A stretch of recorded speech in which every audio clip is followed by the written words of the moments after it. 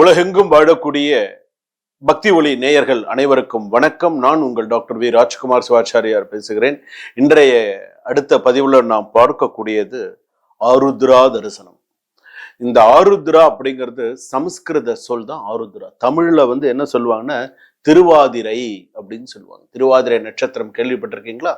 திருவாதிரை நட்சத்திரம் மிதுன ராசி கேள்விப்பட்டிருக்கீங்களா? அதுதான் ஆருத்ரா. ஆருத்ரா அப்படிங்கிறது சமஸ்கிருத சொல்.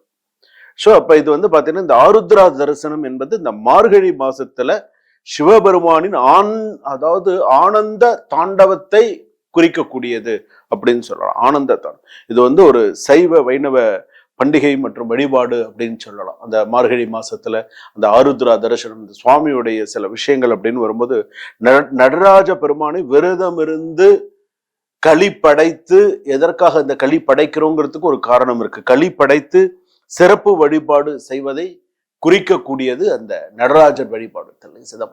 அதாவது சிவபெருமானுடைய சில விஷயங்கள் அப்படின்னு சொல்லும்போது தன்னகேசாய வித்மகே வாக்கு சுத்தாய தீமகே தன்ன சிவப்பிரஜோதையாது, அவன் அருளாலே அவன் தாள் பணிந்து என்று சொல்லக்கூடிய சிவபுராணத்திலே நமசிவாய வாழ்க நாதந்தாள் வாழ்க இமை பொழுதும் என் நெஞ்சல் நீங்காதான் தாழ்வாழ்க. அதாவது என்னைக்குமே நீங்க சில மந்திரங்கள் சொல்லும் போது கூட சில பேர் என்ன சொல்லுவாங்கன்னா நமசிவாய அப்படின்னு மட்டும் சொல்லுங்க அப்படின்னு சொல்லுவாங்க. நமசிவாய அப்படின்னு மட்டும் சொல்லுங்க. இந்த ஓம்ங்கிறது பிரணவம், அதனால நமசிவாய சொல்லுங்க. மாணிக்க வாசகர் கூட நமசிவாய வாழ்க நாதந்தாள் வாழ்க அப்படின்னு தான் சொல்லுங்க. நமசிவாய அப்படின்னு சொல்லுங்க. நமசிவாய அது ரொம்ப ஒரு விசேஷமான ஒரு மந்திரம். இந்த நடராஜ மூர்த்தி அப்படின்னு நம்ம சொல்லும் பொழுது இந்த நடராஜருக்கே உரிய சில சிறப்புகள் அப்படிங்கிறது உண்டு. இந்த ஆனந்த தாண்டவம்ல நம்ம சொல்றோம். இந்த மார்கழி மாசத்துல அதாவது இந்த திருவாதிரை நட்சத்திரம் என்று சொல்லக்கூடிய பௌர்ணமியோடு இணைந்து வரக்கூடிய நாள் அந்த ஆருத்ரா தரிசனம் அப்படின்னு சொல்லுவோம். இந்த பட்டயம் படிக்கிறதெல்லாம் உண்டு. அந்த காலத்துல இருந்து இப்பெல்லாம் அந்த அந்த யோகங்கள், அந்த அம்சங்கள் எல்லாமே உண்டு. இப்போ வீட்டுல வயதானவர்கள்லாம் இருக்காங்க, நடராஜமூர்த்தி சுவாமியை தரிசனம் பண்ண முடியல, கோவிலுக்கு போக முடியல, பக்கத்துல நடராஜர் ஆலயம் பக்கத்துல கோவிலுக்கு போக முடியல, சுவாமி தரிசனம் பண்ண முடியல. நான் வீட்டுல இருக்கேன், வீட்டுல சிவபூஜை பண்றேன், ஆத்மார்த்தமா சிவபூஜை எல்லாம் பண்றேன், நான் சில விஷயங்கள்லாம் பண்றேன். அன்றைய நாள்ல நான் என்ன வீட்டுல செஞ்சா எனக்கு பூரணமா அந்த நடராஜருடைய அருள் எனக்கு கிடைக்கும் அப்படின்னு சொன்னா, நீங்க வீட்டுல சிவலிங்கம் வீட்டுல வச்சிருக்கீங்களா? சுவாமிக்கு வீட்டுல பூஜை, நடராஜர் சிலை வீட்டுல வச்சிருக்கீங்களா? சுவாமிக்கு எடுத்து அபிஷேகம். இன்னைக்கு நிறைய பேர் வீட்டுல நடராஜர் சிலை இன்னைக்கு நிறைய இடத்துல இருக்கு. எல்லார் வீட்லயும் தனியா வச்சிருக்காங்க, இல்லாம இல்லை வச்சிருக்காங்க. சில பேர் ஐம்பொன்லயே செஞ்சு வச்சிருக்காங்க. இந்த நடராஜ மூர்த்தியை எடுத்து வச்சிட்டு சுவாமியை அபிஷேகம் செய்வது, சுவாமிக்கு அபிஷேகம் செய்து வில்வ மாலை, வில்வம் கட்டி, வில்வத்தினால கட்டி சுவாமிக்கு போடுறது அவ்வளவு சிறப்பு. நடராஜ மூர்த்திக்கு வில்வம் சாற்றி சுவாமிக்கு உங்களால விபூதி அபிஷேகம், நிறைய அபிஷேகம் இல்லாட்டாலும் 5 அபிஷேகம் பண்ணுங்க. 5 அபிஷேகம் சுவாமிக்கு செய்யுங்க, சிறப்பா இருக்கும். நடராஜருக்கு நீங்க வீட்டுல செய்யும் போது பால் பண்ணுங்க, விபூதி பண்ணுங்க, திரவிய பொடி ஏதாவது பண்ணுங்க, சந்தனம் பன்னீர் சுவாமிக்கு பண்ணுங்க, ஆத்மார்த்தமா பண்ணுங்க. வாழ்க்கையில அமோகமா அடுத்தடுத்து நடக்கக்கூடிய சில விஷயங்கள் அப்படிங்கிறது நல்ல சிறப்பாக உங்களுக்கு இருக்கும். இன்னொன்னு என்ன அப்படின்னா, ஏன் அந்த நடராஜ மூர்த்திக்கு எதுக்காக அந்த வில்வத்தை எதுக்கு நம்ம சாத்துறோம் அப்படிங்கிறது ஒரு கணக்கு இருக்கு. எத்தனை பேருக்கு அது தெரியும்ன்றது தெரியல. ஆனா அந்த வில்வம் சாத்துறது, ஒரு வில்வம் கிடைத்தாலே மிகப்பெரிய உங்களுக்கு ஒரு புண்ணியம். பிரதோஷம்லாம் நம்ம சொல்றோம் இல்லையா, அந்த நடராஜ மூர்த்திக்கு அந்த வில்வம் சமர்ப்பணம் பண்றது அவ்வளவு ஒரு சிறப்பு. அதுவும் அதிகாலையில அந்த அபிஷேகம் நடக்கும், நடுநிசையில. அதுக்கப்புறம் தான் அந்த அபிஷேகம்லாம் ஆரம்பிச்சு காலையில சுவாமி புறப்பாடு பார்த்தால அவ்வளவு சிறப்பா இருக்கும். மெய் சிலிர்க்க வைக்கக்கூடிய ஒரு ஆனந்த தாண்டம் நடக்கக்கூடிய ஒரு சிறப்பு நீங்க பார்க்கலாம் இந்த ஆருத்ரா தரிசனம் அன்று. ரொம்ப சிறப்பா இருக்கும். தோல்ல தூக்கின்னு அந்த சுவாமி வர்றது, அம்பாள் வர்றதெல்லாம் பார்த்தீங்கன்னா அவ்வளவு ஒரு சிறப்பான ஒரு சூழ்நிலை.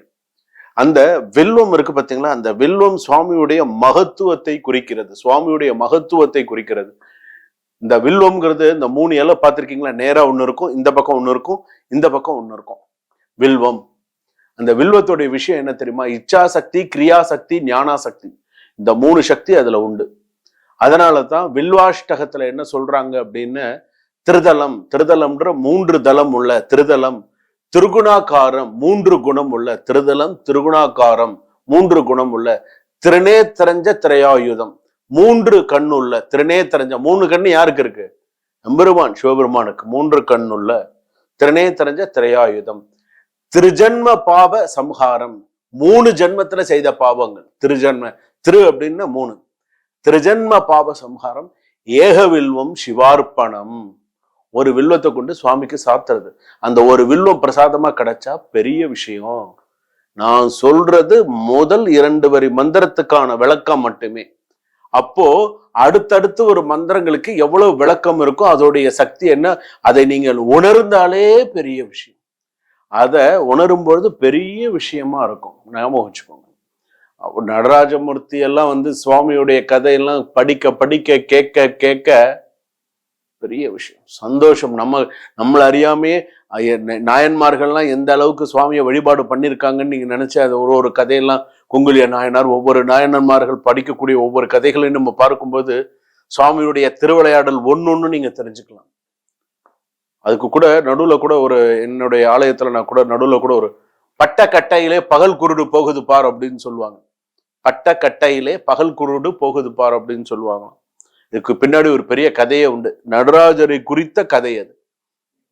என்ன அவ்வளவு விசேஷமான இந்த ஆருத்ரா தரிசனம் என்பது, சுவாமிக்கு நம்ம விரதம் இருந்து அந்த சுவாமிக்கு அந்த களி படைத்து, களிக்கு அந்த ஒரு பல காய்கறிகள்லாம் வெட்டி போட்டு அது ஒரு சுவாமிக்கு நைவேத்தியம் செய்து, அந்த அளவுக்கு சிவபுராணம் படித்து அன்றைய தினம் வந்து பார்த்தீங்கன்னா சுவாமிக்கு கண்கொள்ளா காட்சி, சுவாமிக்கு பட்டு வஸ்திரம் சாற்றி சுவாமிக்கு மாலை எல்லாம் சாத்தி அவ்வளவு ஒரு சிறப்பான ஒரு சில விஷயங்கள்லாம் பண்ணுவாங்க. அதனால தான் ஒன்றும் இல்லைங்க, இந்த ஓம் நம சிவாய நம்ம சொல்றோம் இல்லையா, இந்த ஒவ்வொரு விஷயத்துக்குமே ஒவ்வொரு மந்திரம் இருக்கு. ஓம் மந்திரம் இருக்கு, ந மந்திரம் இருக்கு, ஓம் ந மக்கு ஒரு மந்திரம் இருக்கு, ஓம் ந ம சிக்கு ஒரு மந்திரம் இருக்கு, வா மந்திரம் இருக்கு, யா மந்திரம் இருக்கு. ஓம் நம சிவாயாக்கு மந்திரம் இருக்கு. அவ்வளவு விசேஷமான மந்திரங்கள்லாம் இருக்கு. ஓம்காரம் பிந்து சம்யுக்தம் நித்தியம் தேவாந்தி யோகின காமது மோட்சதம் செய்வ ஓம்காராய நமோ நமஹா. நமந்தி ரிஷயோ தேவா நமந்தி அப்சரா நரோ நமந்தி தேசம் நகாராய நமோ நமஹா. இப்படி அந்த ஸ்லோகங்கள்லாம் வரும். கடைசியா வர ஸ்லோகம் எத்திர எத்திர சிதோ தேவ சர்வ வியாபி மகேஸ்வரா, எல்லா இடத்திலும் இருக்கக்கூடிய சர்வ வியாபி மகேஸ்வரா யோகுரு சர்வ தேவானாம் யகாராய நமோ நமஹா. இது முடிவு. அவ்வளவு சிறப்பான ஸ்லோகங்கள்லாம் இந்த இருக்கு. சிவபெருமான் யாரு ஒருத்தர், இன்னைக்கும் சில பெண்கள் எடுத்துன்னு எங்க அப்பாவை கேட்டு சொல்றேன் அப்படின்வாங்க. சிவபெருமானை தன்னுடைய அப்பாவா சொல்லுவாங்க, ஞாபகம் வச்சுக்கோங்க. அதனாலதான் இன்னைக்கும் சில பேர் இந்த பெண்கள் கூட ருத்ராட்சம் போட்டுக்கிறது அப்படிங்கிற, ருத்ராட்சம் சுவாமியோட கண்ணு மாதிரி.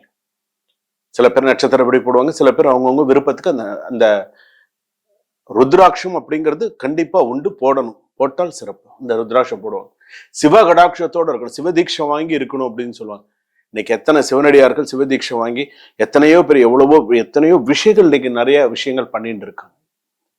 இன்னைக்கு இந்த ஆருத்ரா சிதம்பரத்துல போய் சுவாமி தரிசனம் செய்ய முடியாதவர்கள், இயலாதவர்கள் வீட்டிலேயே சுவாமியை ஆத்மார்த்தமா மனசார வழிபாடு பண்ண, அந்த இறை சக்தியை உங்க கண்ணு முன்னாடி கொண்டு வாங்க. நடராஜருக்கு அபிஷேகம் நடக்கிற மாதிரி, நீங்க ஆனந்தமா தரிசனம் பண்ற மாதிரி, ஒரு கற்பூர ஆரத்தி சுவாமிக்கு அந்த தீப ஒளியில நீங்க அந்த சுவாமியை பார்க்கிற மாதிரி, அந்த கற்பூர ஒளியில அந்த சுவாமியை பார்க்கிற மாதிரி மனசார பிரார்த்தனை பண்ணுங்க. என்ன வேணும் உங்களுக்கு, அது இறைவனுக்கு தெரியும் இல்லையா, நீங்க பிரார்த்தனை பண்றீங்களா இல்லையா அப்படின்னு. இந்த இறைவனுக்கு கண்டிப்பா தெரியும். இதுக்கு ஒரு கதையே உண்டு. இந்த கதை சொல்றதுக்கு நேரம் இருக்கான்னு எனக்கு தெரியல.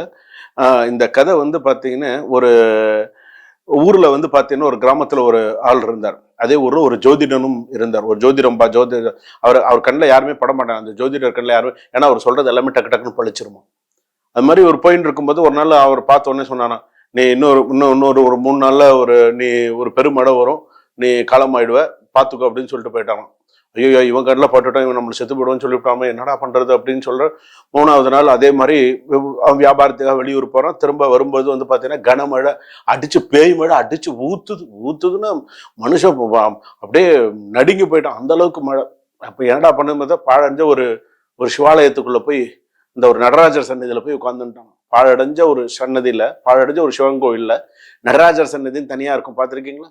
தனியா இருக்கும். அந்த நடராஜர் சன்னதியில போய் ஒண்டின்னு உட்காந்துட்டு அப்படியே உட்காந்து மழை அடிச்சு ஊத்துது, நான் ஸ்டாப் மழை அடிச்சு. அப்ப அப்படியே படுத்துட்டான், அப்படியே அயர்ந்து தூங்கியிருக்கா. தூங்கும்போது அவனுடைய ஒரு கனவு, அந்த கனவுல அவன் வந்து இந்த கோவில் பாழடைஞ்சிருக்கிற கோவில வந்து தூய்மைப்படுத்தி கும்பாபிஷேகம் பண்ற அளவுக்கு அதை கண்ணுக்கு முன்னாடி கொண்டு வந்துட்டான். கும்பாபிஷேகம் நடந்து அந்த கும்பாபிஷேக தீர்த்தம்னா அவன் கண்ணால பாக்குறான். சுவாமி மகாதீபாரதனை வரைக்கும் அந்த கனவுல அந்த சுவாமி ஆத்மார்த்தமா ஃபுல்லா பாத்துறான். மட நின்னுறது, இவன் அப்படியே நடந்து போறான். அந்த ஜோதிடர் எடுத்த போல நின்னு சாகலை. எங்க இருந்த? கோவில்ல இருந்த. என்ன பண்ணிட்டு இருந்த? தூங்கிட்டு. என்ன நடந்தது விஷயத்த சொல்றாரு. அதுதான் ஆத்மார்த்தம். அதுதான் உன்னுடைய மனசுலயே நீ. அதனால தாங்க இன்னைக்கும் இறைவன் நம்ம உடம்பு, உடம்பே ஆலயம். உடம்பே ஆலயம். உன்னுடைய உடம்பு தாங்க ஆலயம். உன்னுடைய உடம்பு. நீ 2 காலை நேரம் இப்படி வச்சுக்கோ. 2 காலை நேரம் வச்சுட்டு இப்படி படுத்து இப்படி பார். உடம்பே ஆலயம். உன் கோவில் தான். உன்னுடைய கோவில் தான். உன்னுடைய உடம்பு தான் கோவில். அதனாலதான் சுத்தமா வச்சுக்கணும். நான்வெஜ் சாப்பிடக்கூடாது. நம்ம சில விஷயங்கள்லாம் பண்ணக்கூடாது. நம்ம உடம்புல இறைவன் குடிகொண்டு இருக்கான். 7 சக்கரம் நம்மள உடம்புல சொல்றோம் இல்ல, 7 சக்கரம் ஆக்டிவேட் ஆகுதுன்னு சொல்றோம் இல்லையா? 7 விதமான சக்கரம். மூலாதாரம், சுவாதிஷ்டானம், மணிபூரகம் சொல்றோம் இல்லையா? 7 விதமான சக்கரங்கள் நம்ம உடம்புல இருக்குன்னா நம்ம சொல்றோம் இல்லையா? அதெல்லாம் மெடிடேஷன் எல்லாம் அடுத்த லெவல். ஆருத்ரா நம்ம அந்த நாள்ல அந்த சிவபெருமானை விரதம் இருந்து வழிபாடு செய்து அந்த களி சாப்பிட்டு நடராஜமூர்த்தி மாதிரிலாம் சொல்றதுக்கு வார்த்தைகளே இல்லை. அதுக்கெல்லாம் பேசுறதுக்கு இன்னும் நான் நிறைய புண்ணியம் பண்ணியிருக்கணும். அப்பதான் நான் இதை பத்தி இன்னும் நிறைய நாள பேச முடியும். அதனால அந்த சுவாமிக்கு அபிஷேகம் பண்றதும் சரி, அந்த சுவாமிக்கு செய்யக்கூடியதும் சரி, பார்க்கிறதும் சரி, புண்ணியவான் பாக்கியவான். வாழ்க வளமுடன்.